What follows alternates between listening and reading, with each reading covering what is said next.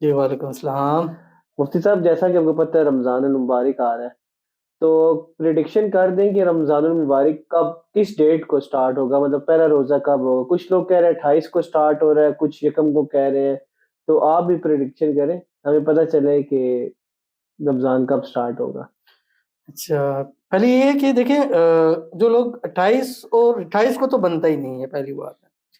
دوسرا یہ ہے کہ پاکستان میں یکم کو بھی نہیں بنتا، یہ بھی 100% ہے۔ ہاں، باہر ممالک میں جیسے سعودیہ میں یا دبئی میں، اس میں یکم مارچ کو پہلا روزہ ہے، اور پاکستان میں جو پہلا روزہ ہے نا وہ 2 مارچ کو ہے۔ یعنی اگر ساری چیزیں دیکھی جائے نا تو 2 مارچ سے پہلے روزہ نہیں بن سکتا پاکستان میں۔ لیکن ہاں، باہر جو ہے پاکستان میں یورپ میں یا سعودیہ میں یا ان جگہ میں یکم مارچ کو پہلا روزہ ہوگا، اور ہمارا جو پہلا روزہ ہوگا وہ 2 مارچ کو پہلا روزہ ہے، ٹھیک ہے۔ اور یہ بھی یہاں بتاتا چلوں کہ اس دفعہ جو رمضان مبارک ہوگا نا وہ 29 دن کا ہوگا۔ آپ کو پہلی پریڈکشن دے رہا ہوں اس کی، ٹھیک ہے۔ ایک تو 29 دن کا ہوگا، اور پاکستان میں جو شروع ہوگا وہ 2 مارچ سے انشاءاللہ روزہ شروع ہو جائے گا۔